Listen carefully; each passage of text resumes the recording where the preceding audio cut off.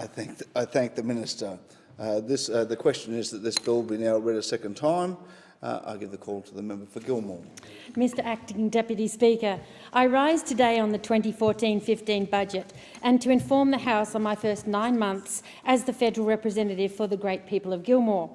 As every parent knows, 9 months is a significant period for any new individual to present themselves to the world. It's a period of anticipation and planning, culminating in an often painful delivery. That initial pain subsides as you work and grow with the new family member and all they contribute to the family's future.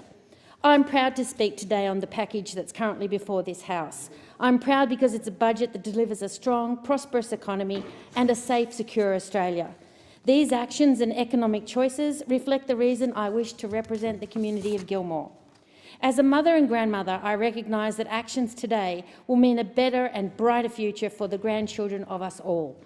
This budget encourages every Australian to contribute and build for our future prosperity as a nation, to participate and weave the social fabric of success for our children's children.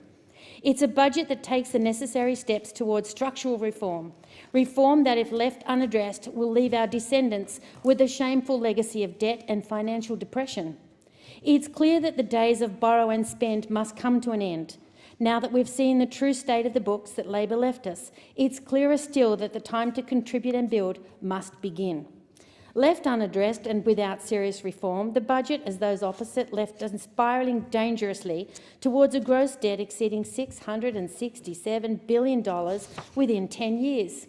Let's think of what $667 billion could do for Australia. We could build the long-awaited Brisbane to Sydney to Melbourne bullet train with $500 billion to spare. And then we could upgrade our network of national highways across the country to a minimum dual carriageway, highway standard, still with probably about $200 billion to spare. Take another $50 billion away from that, and that's a new world-class hospital in 25 major cities and regional centres equal in size to Nowra or Ulladulla in my electorate of Gilmore. And after that, we still have $150 billion left to spare. We could build about 50 bridges across the Shoalhaven River and we'd still have billions left over. This is the magnitude of the debt and deficit legacy that Labor have left us. Just think on that for a minute. This is a tough budget, there is no doubt. The electorate of Gilmore has one of the highest levels of mature and wiser Australians.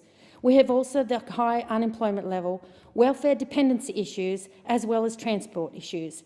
Our region is not unique. Many other regions across our nation have similar complex needs.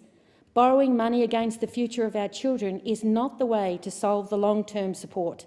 However, we must provide for those in our community of greatest need. We all knew in September 2013 that Australia was in financial trouble, which was the most important top-of-mind issue that caused me to stand for government and caused myself and many Australians to vote for this government.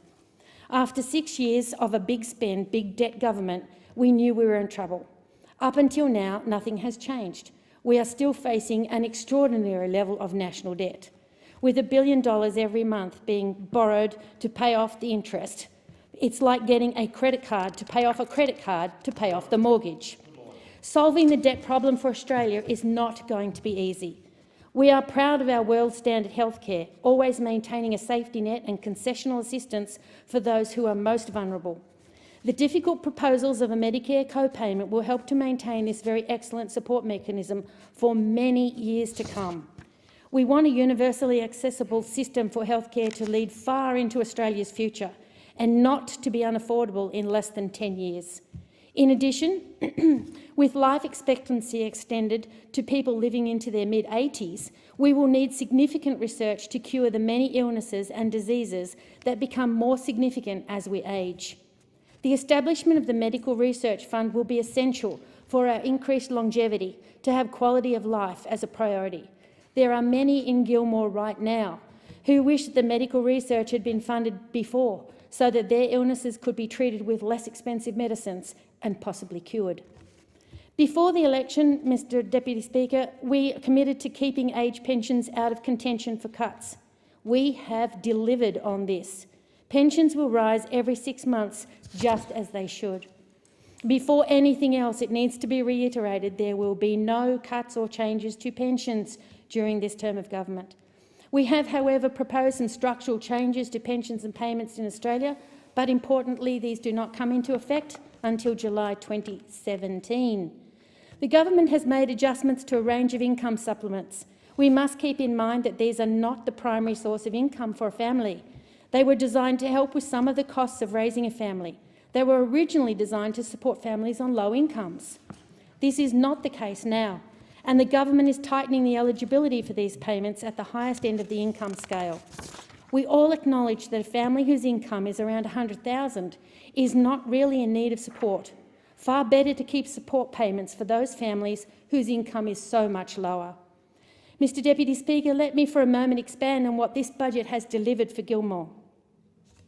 Before the 2013 election, the Coalition and I made over $15 million worth of promises to the people of Gilmore to be delivered if we were elected.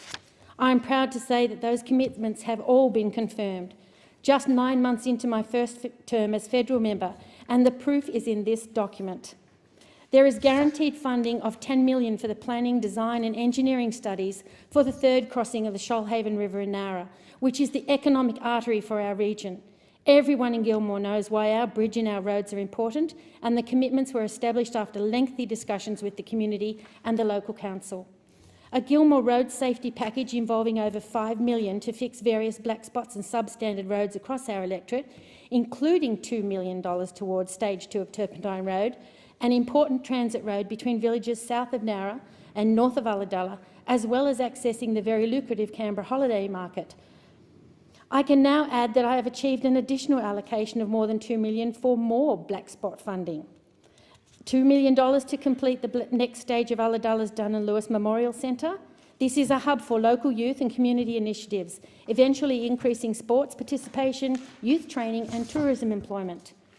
$450,000 in grants to different councils in Gilmore to install CCTV cameras in trouble spots across the region. When you speak to small business owners who've been the victims of robberies, like Sue from Bomaderry, or the victims of an armed hold-up, like Bruce and Shirley in Kiama, or the business owners of East Nowra and Sanctuary Point, where antisocial behaviour is getting out of hand, you really know the benefit of CCTV cameras.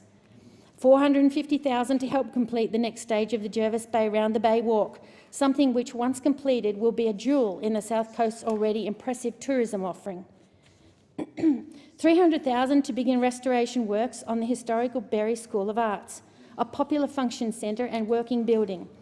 This funding will help restore the building so that it can more effectively be used by the community and raise funds for maintenance and other local groups.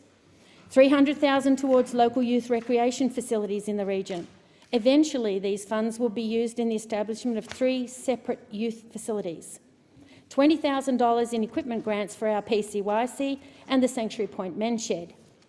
Every single one of these commitments was secured by me and from the government and after extensive consultation with my community.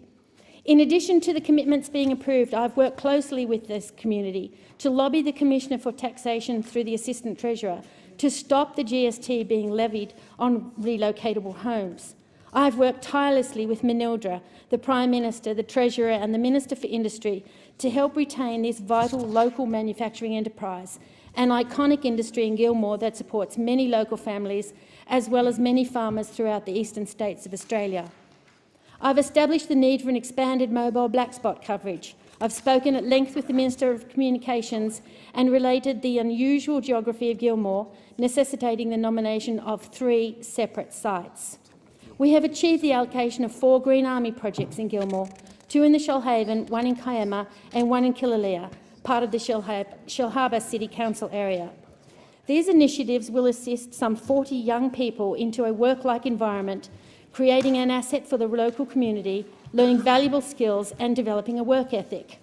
Under previous schemes in Gilmore, a number of the Green Corps graduates were employed in landscape businesses. Some even set up their own businesses of removal of noxious weeds and some in bush regeneration. Having invited the Assistant Minister of Employment to the area, where we showcased our local businesses, not-for-profits and job search providers, we worked hard with the Minister and participated in the task force to establish the revamp of Work for the Dole. We achieved the goal of getting a Phase 1 rollout for Work for the Dole program approved for Gilmore, We already know that Work for the Dollar is a proven, effective method to assist young people into the paid workforce. In a region where getting a job can be difficult, an essential first step is to get work experience, while these young people will have the income support from the government. They'll be asked to volunteer in local organisations. In these places, they will get the necessary skills and experience that will open doors for paid work. These programs build self-esteem, while at the same time they build the volunteer capacity in our community. The budget is tough, but Gilmore is well placed to make the most of the changes, adapt as it always does, and invest in their own human capacity to create a strong and sustainable financial future, not only for the Gilmore community, but as part of the national effort to fix up our country. The government is determined to maintain a financial support structure that will operate for years and decades into the future. A single-age pensioner can still receive up to around $26,000 per year in direct benefits. A single-parent job seeker over 30 can receive up to $28,000 in welfare benefits. A low-income family only able to earn around $30,000 can receive up to $28,000 to help them. There is support for those most vulnerable. There is a plan to continue this into the future. There is a vision to empower young people to volunteer their time and energy in return for their welfare. They can build skills and self-confidence, giving them a chance to step up the rungs of the ladder of employment so they get paid. There are opportunities for apprentices to access financial help to supplement their wages or other expenses, up to $20,000 over 4 years. We know that regional expenses are difficult for our apprentices, and this will definitely help. In addition, when they're able to earn more than $50,000, they'll only have to pay back $16,000. There are incentives for employers to take on employees over 50 years of age, up to $10,000 over 2 years. I have received many calls from our more mature job seekers who feel that age has actually been a disadvantage, but now there's a change that will inspire them to re-engage and encourage employers to finally give them a chance. This is a time to rebuild, renew and regenerate. We are all responsible for this massive task, but we are Australians first and foremost, tough, resilient and resourceful.